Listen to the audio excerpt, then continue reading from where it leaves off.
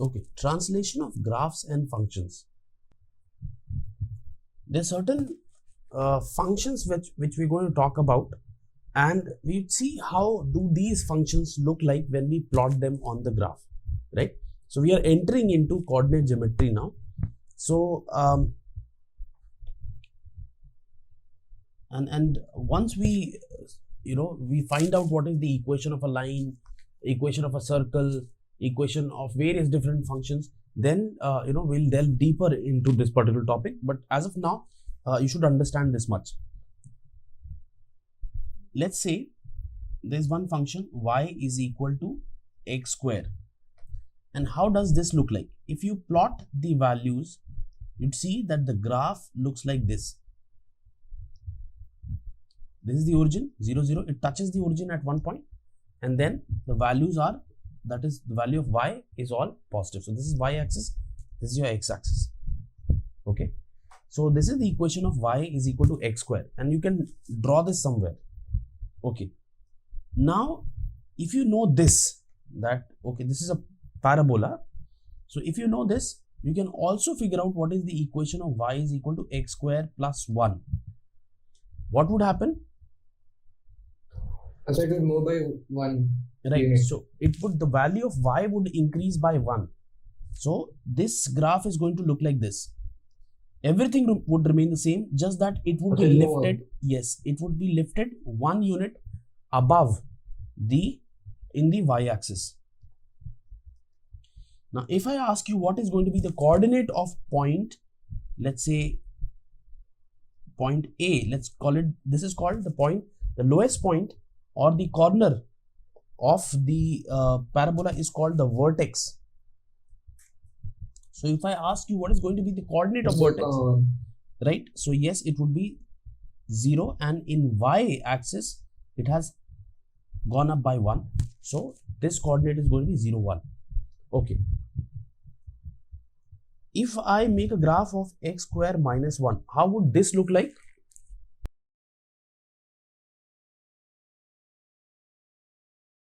Okay, it would move down by 1 unit. Absolutely correct. So what is going to be the coordinate of vertex in this case? So it would be 0, because in x axis we are not moving, it is symmetrical around x axis, and in the y axis we are going down below the origin. So it would be 0 comma minus 1. Okay.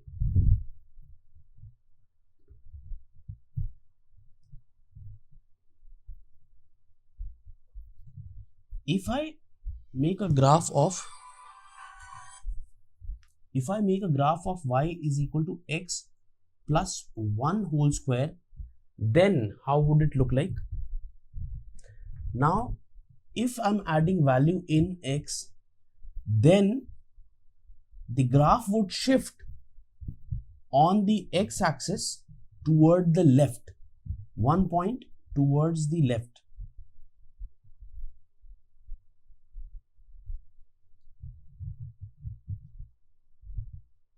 And then the coordinate of the vertex would be, what would be the coordinates of the vertex? Minus 1 comma 0. Correct. Toward the left side, it would be negative minus 1 comma 0. If I draw the graph of x minus 1 whole square, then it would move to the right. Right. If I'm doing minus 1, it would move to the right. So opposite thing happens when we add or subtract a value in x.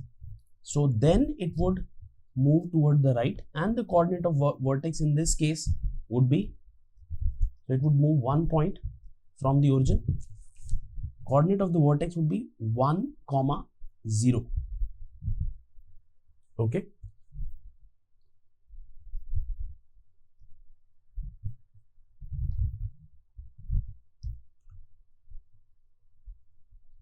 Function y is equal to modulus x. Now this is a function. Function means simply this, that function, consider it as a machine where you input value of a variable,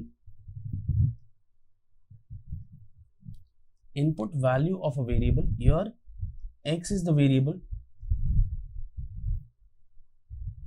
and you get a value as an output, which would be the final value. So you input the value of x and you get the output of y. This is called a function, right? It should always give you only one output, right? It would always give you one output for one input. This is a definition of a function. Okay. Now, this function, the modulus x, or the absolute function, it is also called the absolute function,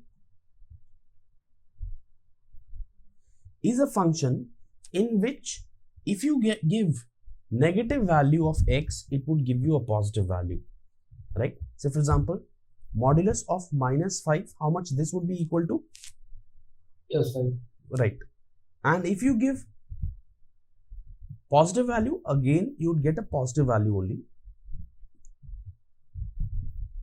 If you give -6.5, what would this be equal to? 6.5. Right. So if you give negative or positive value, it would only give you output as a positive value, right? So let's draw this function. It has to be like a triangle. Right. So let's draw this function. Y is equal to mod x. Okay. So it would look like this. A V with vertex at the origin. This is how y is equal to mod x looks like. A V which has vertex at the origin. Okay. Now, if I ask you, what would y is equal to mod x plus 1 look like? So you can guess. So it would move up. It would move up by 1 point. And what would be the vertex of the graph y is equal to mod x plus 1? 0, 0, 1. The origin is 0, 0. Okay. Now, if I ask you to plot the graph of, or draw the graph of y is equal to mod x plus 1, the mod of x plus 1, how would this look like? So it would move right by 1. No, it would move left by 1 point. X plus 1 mod. I'm not asking you mod x plus 1. I'm asking you mod x plus 1 whole modulus. So why would it move right if it's plus 1? Same reason why y is equal to x plus 1 whole square moved 1 point left. So why is it left and not right? If you paid attention to the previous graph, you would understand. Oh. See, remember this? Y is equal to x plus 1 whole square. How did that look like? It moved 1 point toward the left because we are adding the value in x. We are not adding the value in y. So it moved 1 point toward the left. Here also, we are doing modulus of x plus 1. Right? This is different from mod x plus 1. Yes. So this would move 1 point toward the left. -1, 0. Okay.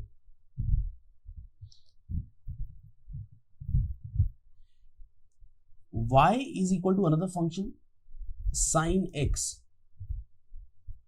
How does this look like? This is called a sinusoidal. Yes, it's called a sinusoidal function. It looks like this.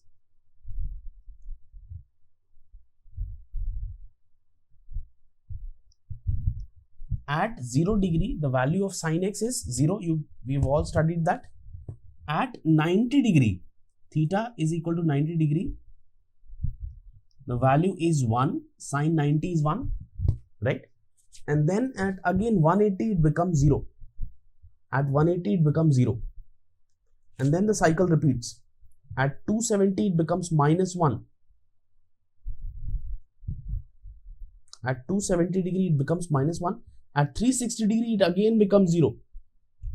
And this cycle keeps repeating, not only in the positive direction, but also in the negative direction. 90 degree is also known by pi by 2, because pi is 180 and 180 by 2 would be 90. This is pi, this is 3 pi by 2, and this is 2 pi.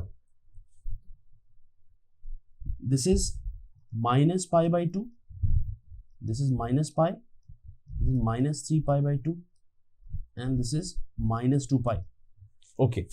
Now, if I ask you, what would be, can you guess, what would be the graph of y is equal to mod of sine x plus 1? Can you draw this graph? What would be the graph of y is equal to modulus of sine x plus 1? How would this look like? Okay, so there was a question on SAT, on something like this. So, see, you see the graph over here, y is equal to sine x, and the moment you take modulus, what does it mean? It means that all the negative values would become positive. So, you see all these negative values, you know, they would be transformed into positive. They would come up. This would also, negative wave would become positive, because you're taking modulus. Modulus function, by its nature, it makes any negative value into positive, right? And then you're adding 1. So it would be, 1 would be added into y. So the whole thing would shift 1 point above. So the graph would look like this.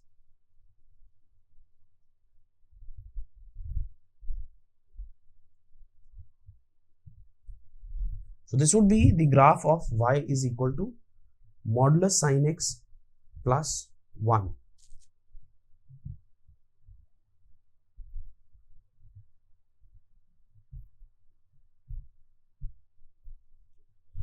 Another function, y is equal to cos x.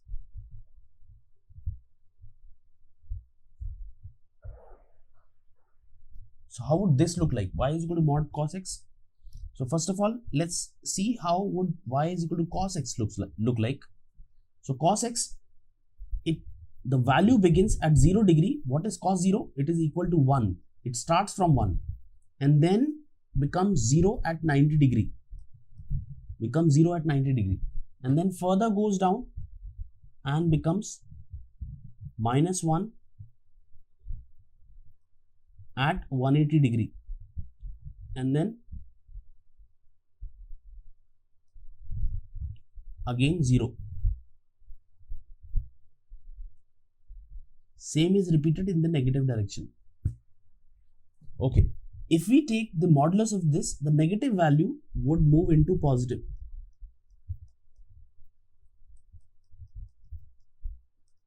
So y is equal to modulus cos x would look like this.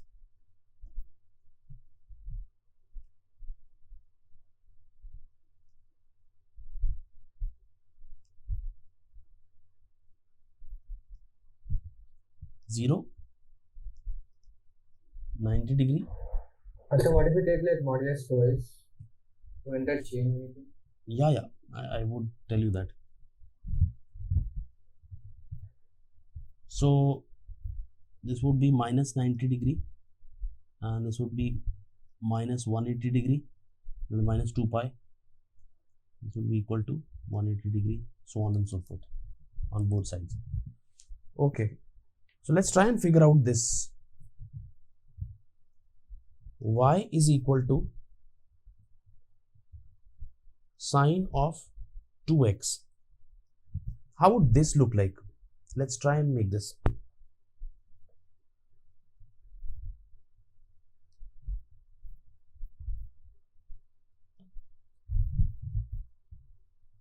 Okay, let's try and plot the graph of y is equal to sine 2x.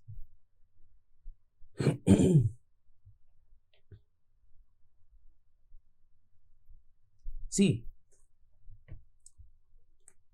when the angle is 90 degree, then the value of sine 90 is equal to 1, right?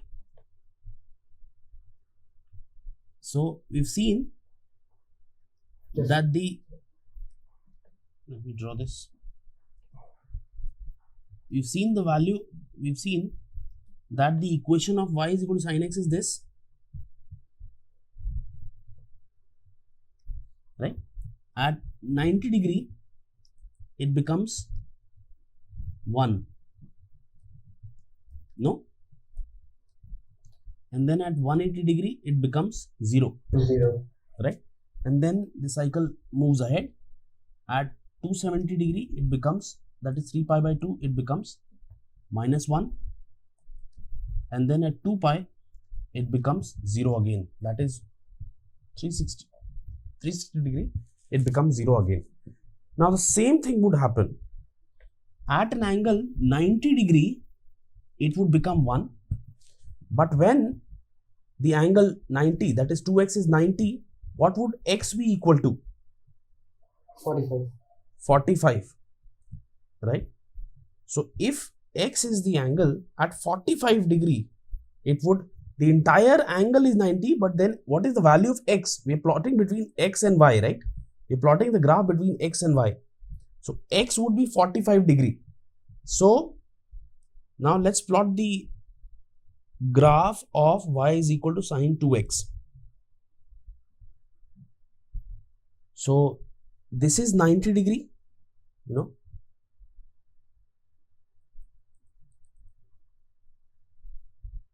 This is 180 degree. So at 45 degree it would become 1. So graph would be like at 45 degree it would become 1. At 90 degree it would become 0.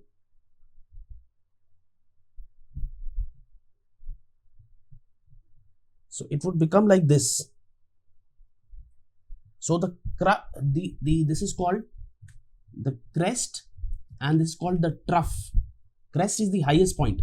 So crest and trough would come very frequently, you know. So the graph would look like this.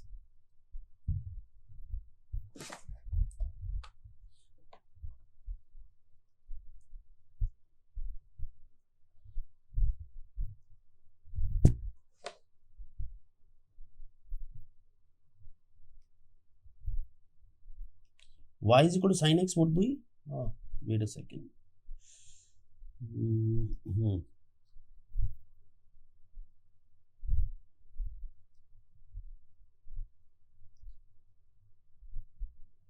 So if this is normal sin x, sin 2x would look like this. So it's more congested, right? Yes, it's more congested and it's twice congested. So in a matter where it would complete one cycle, in the distance where the function y is equal to sin x would complete one cycle starting from 0 to 180 degree, this one would complete two cycles. First cycle and then second cycle. So at 360 degree it would complete one cycle, this would complete two cycles. So y is equal to sin 2x, right? Now let's do the reverse. Let's make a graph of y is equal to sin x by 2. Make a graph of y is equal to sin x by 2.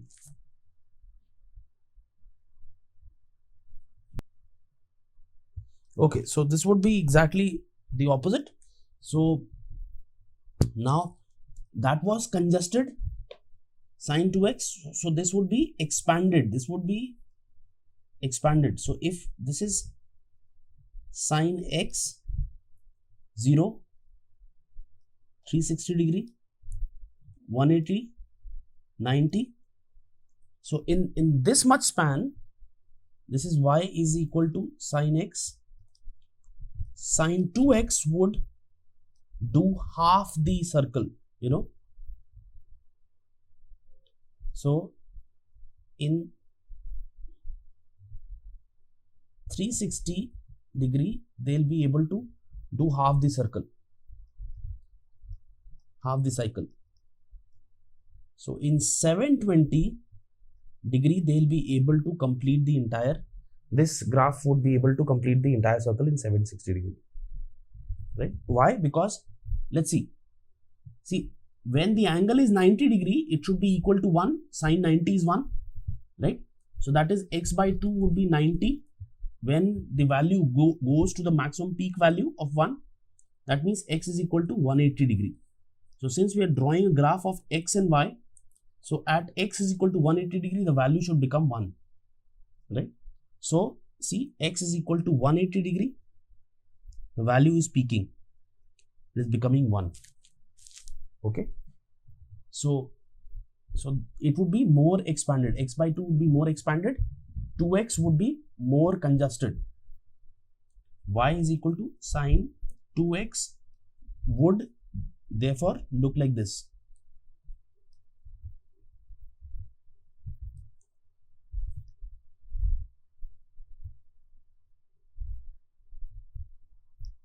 It would look like this, and sine x would look like this, and x by 2 would look like this.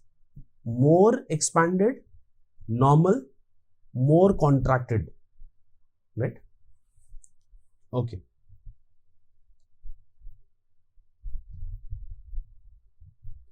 Okay. Another is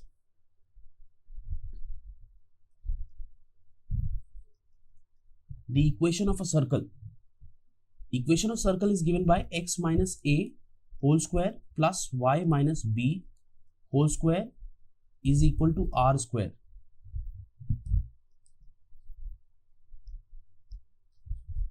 X minus a whole square plus y minus b whole square is equal to r square, where a and b are the coordinates of the center and r is the radius of the circle. So on a coordinate plane, these points would become more clear when we would do coordinate geometry. So when in the coordinate plane, the coordinate of the center, they are a and b, and the radius is equal to r. In that case, the equation of the circle is given by this: x minus a whole square plus y minus b whole square is equal to r square. Okay.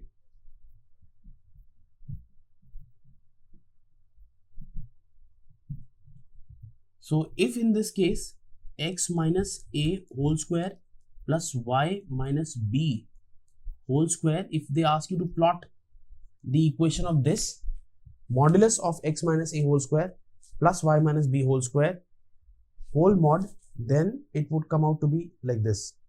Only the positive values would be there, so graph would look like this. Only the positive values would exist, right?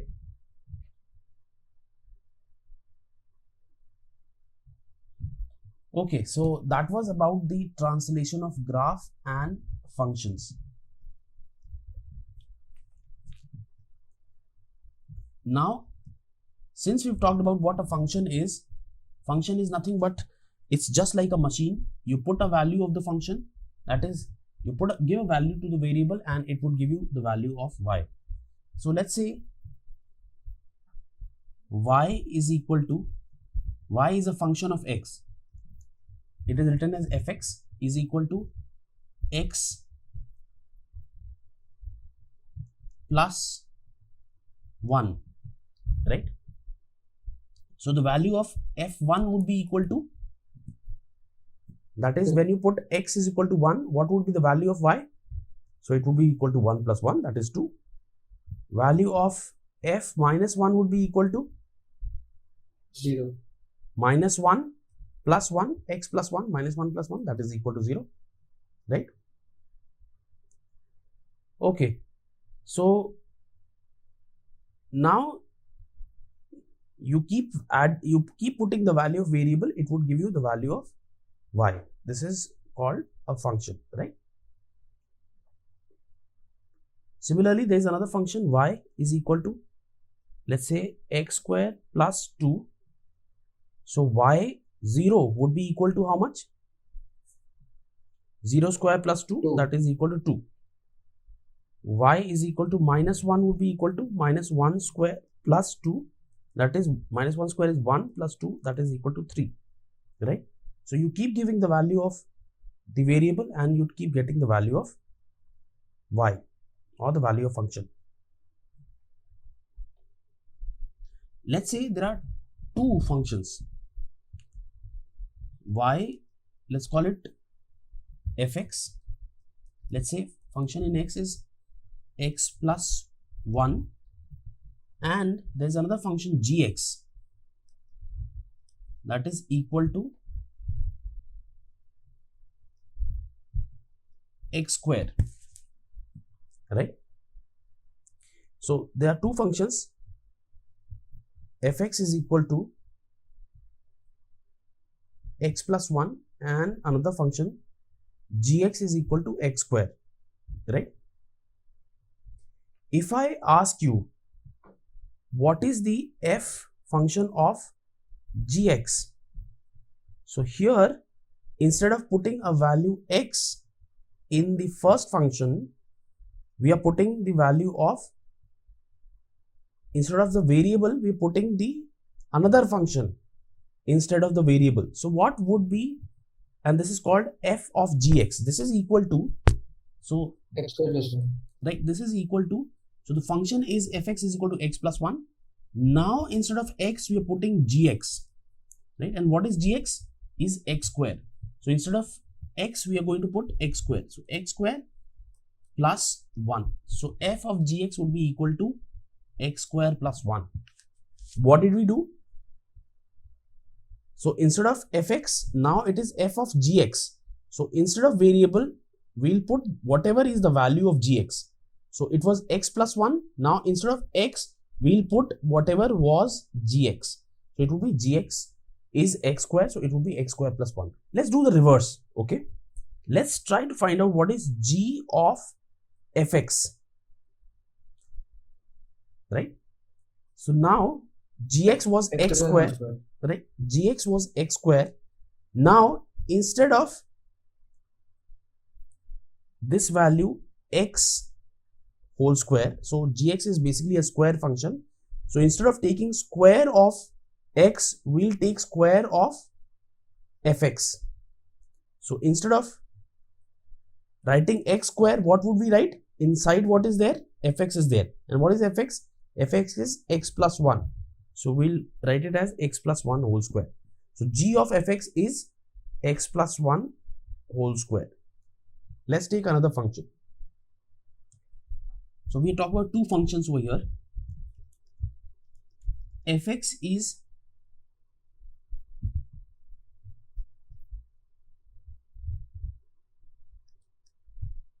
sin x, gx is x square. So find f of gx and g of fx. So right, okay, so let's find out what is f of gx.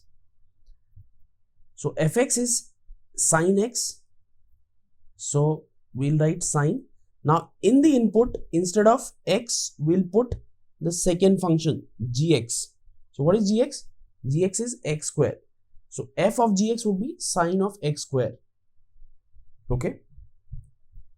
Now second function g of fx, what would this be equal to? What is gx? Gx is x square, right? Gx is x square, square function. Second function is a square function. So instead of x, what would we put it inside? Fx. We'll put it fx. So fx is sin x. So it would be sin x whole square or sin square x. Right? So this is the concept of f of gx or g of fx. Right? So we talked about circles today. We talked about translation of graphs. We discussed briefly what are functions, and we saw how to find function of a function, f of gx, g of fx. Now in the next session, we're going to talk about we will do the coordinate geometry part. And so we'll talk about the lines, equations of lines. We'll talk about the equation of circle. We'll talk about the distance between points. We'll talk about the slope and various associated concepts, right? So that's all from my side. Now I'll stop the recording.